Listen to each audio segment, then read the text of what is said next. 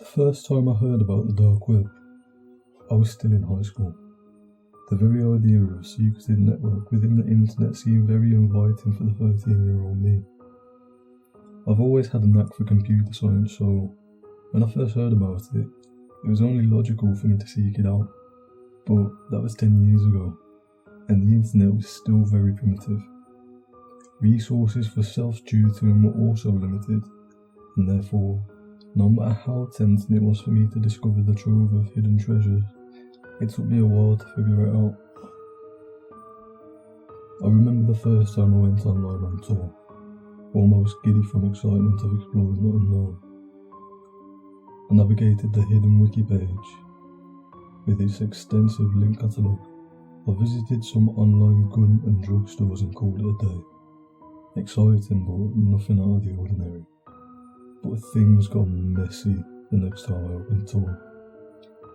I came upon an anonymous chat site that anyone could use by signing up. The guys there seemed really nice. I told them I was new to the whole Tor thing, and they took their time to explain to me the basics of how everything worked around the network. "Take it easy," one of them typed back. "So, what are you looking for?" "I've been hearing stories about the dark web, so I came to check out what the big deal was. But it's all pretty mellow," I responded. "I guess I was just expecting some surprises, but drugs and guns are all that's here." "You seem like a nice chap. If you like surprises, follow this link," he then typed, and he signed out. The link took me to a private forum, sort of like Reddit but more basic. The first thread was an extensive discussion on how to make cocaine from locally available substances. It also talked about the different unconventional types of highs, like injecting oneself with a mixture of Dettol and ground sugar. A user reported that the high was so potent, 12 hours later he was still reeling. Another thread discussed the best ways to have sex with your pets. As gross as it was, the user also posted links to porn sites that had human-animal sex. I had been looking around for a couple of hours when I came across an innocuous-looking link sitting quietly in the comment section with the subject line, "Not safe for work." At this point, I had already seen a woman have sex with a whore, so there wasn't really much that could surprise me, or so I thought. The link took me to a video feed of a girl sitting in a chair with a countdown clock running from 11 minutes to 0. The girl looked sleepy, possibly drugged. As she looked right at the camera, eyes half open, I had no idea what was going on. The website was minimalist, just a comment bar, and no other thrills. I tried typing something, but the website told me I was a guest, and to leave a comment I had to pay about $50. 5 minutes to 0, a man entered the room, started hustling furniture around. The comment section suddenly fired up. There were about 50 users signed in, and they were all leaving obscene comments. The man came near to the monitor, seemed to read something from it and smirked, and he went back. It suddenly dawned on me that perhaps this was a live feed. As the countdown clock counted down to 0, Beethoven's Ode of Joy began to play in the background. The man came back on screen, this time with a Swiss Army knife. The comments section in the meantime was bustling with perverse comments. "Tear her shirt down," somebody wrote. And in that moment I saw the man slash through the girl's shirt, making her partially topless. "Spit down her throat," somebody else wrote. And the man did it. Suddenly, the quantum of the incident dawned on me. There was this girl who was being tortured live for the viewing pleasure of a bunch of sick human beings. I almost felt like throwing up. "Hit her in the ribs with a bat," was the next request. I watched in horror as the man pulled a baseball bat from underneath the table, swinging it at her right chest, toppling her over by sheer force of the hit. The girl howled in pain. The commenters typed there, "Haha," and "Love it, once more please." "She's got a perfect nose, let's break it," somebody typed in. "Hey, what happened to waterboarding her?" said another. A chill ran through my spine. Somewhere there was this girl, locked away in a dungeon, possibly abducted from her family, to be tortured on a live stream and ultimately be killed at the end of it. I closed all connections, my hands still trembling, as I proceeded to shut down my PC and take a walk for some fresh air. It remains to be one of my most unpleasant memories. I can still hear her scream in my head as I type this sentence. I still have Tor on my computer, but I do not use that service anymore. I just figured I was happy without it. I have always heard voices. Most of the time they're soft and gentle and I don't mind them being there. I admit I enjoy their company. At first they seemed like random echoes and cries, but as I got older I realised they are not random in the slightest. I am talking to dead humans. They talk about everything, but it seems though they are talking about things they can't talk about. I've made a list of a few general rules, but that is a story for another day. I laid in bed. I don't normally have much trouble getting to sleep now.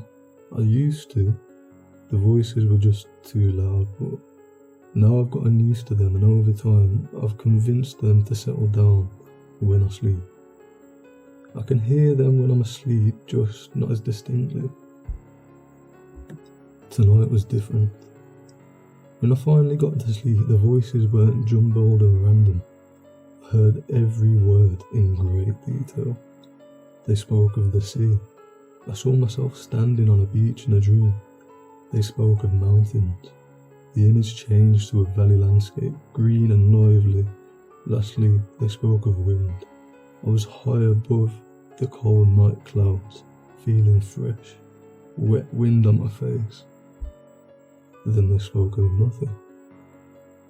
They were silent. The wind stopped and the image faded to darkness. It was like I was watching a broken projector.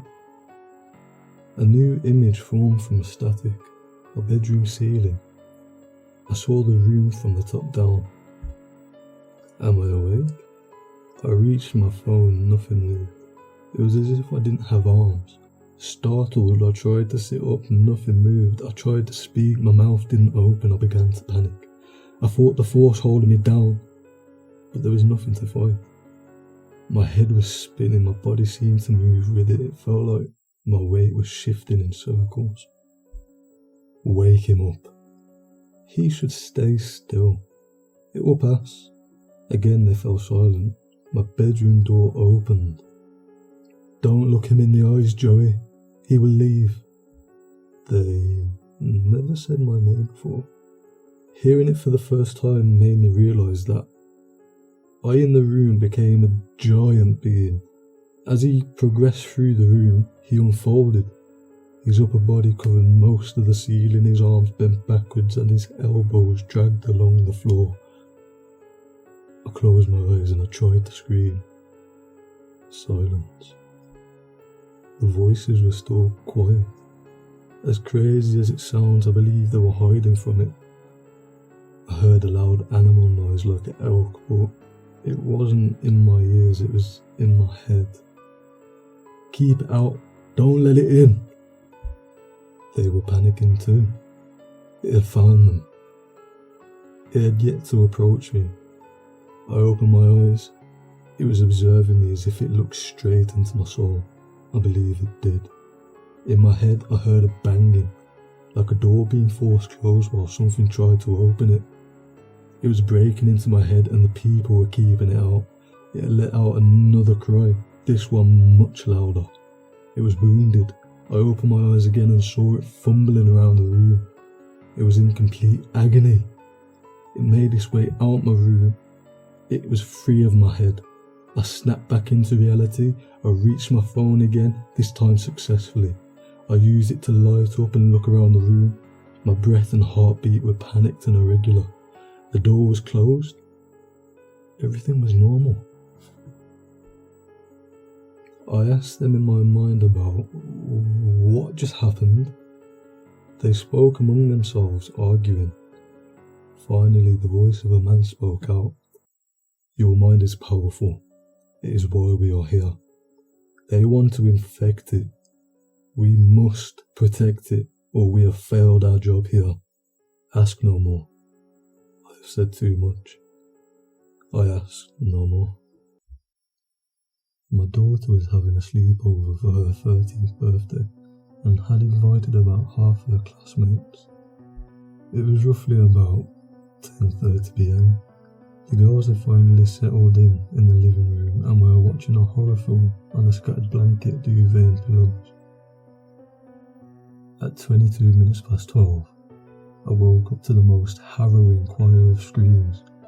I ran down the stairs within a microsecond. All the girls were clustered next to each other in the far corner, terrified, cowering underneath the blanket. What the hell is going on? Nobody spoke. They all just looked at me genuinely scared. I slid across the floor on my knees to my daughter and gently shook her as she stared into nothing. Sweetheart, what's happening? What's going on? Mum, I'm so sorry. We never should have done it. It was supposed to just be a game. What was just a game? But before she could answer, we jumped from the sudden loud knock coming from the back door. The room fell completely silent apart from the knocking, and we all stopped breathing.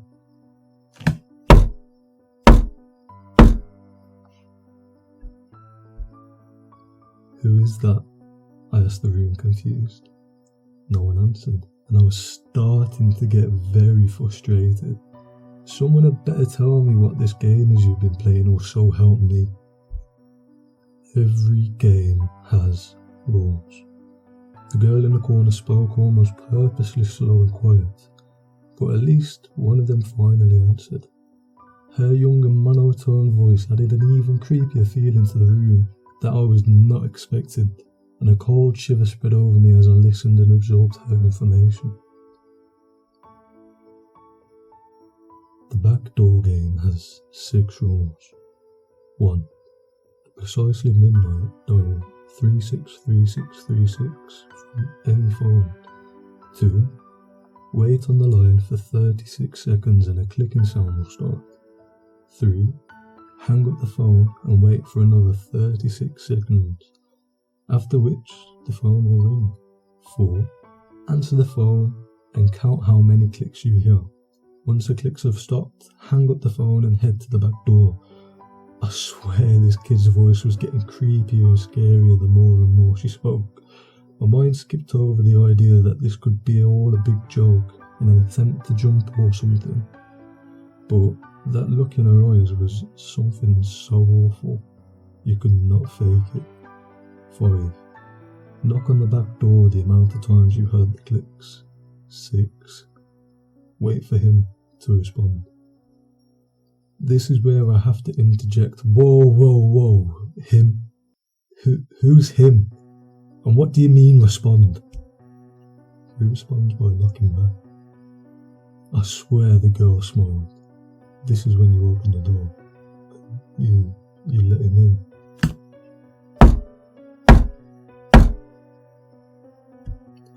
I slowly crept to the back window. From there, if anybody were in the garden at the back door, I would be able to clearly see them. I whipped open the curtain, abruptly looked outside wearing my "I'm not scared of you" expression, and nothing was nothing. No one at the door, no one in the garden, there was nothing. My heart began to slow.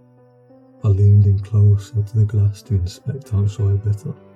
I got closer and closer, my breath creating condensation on the glass.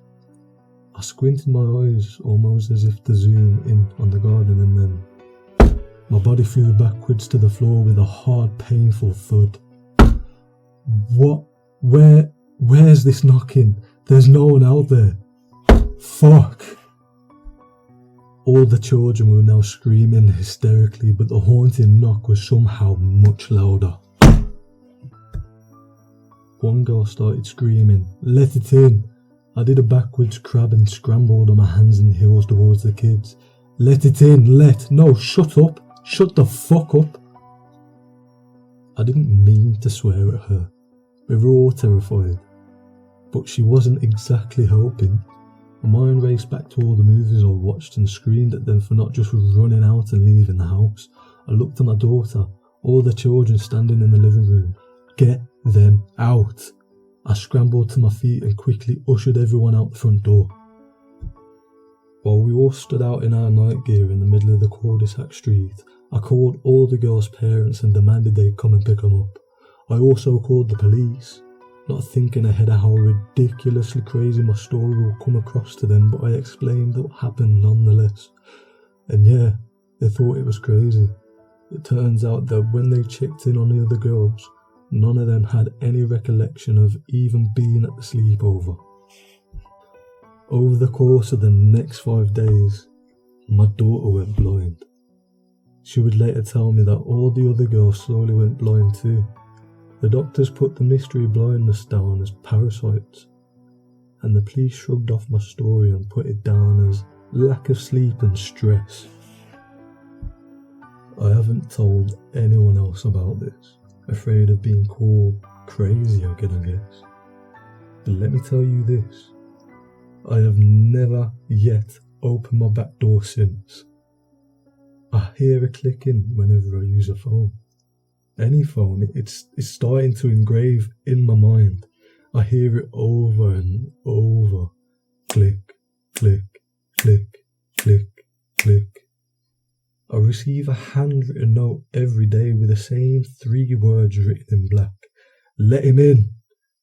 No matter how fast I am at retrieving the note and opening the front door, there's never anybody there. And every night, no matter where I am, I hear that dreadful haunting knock.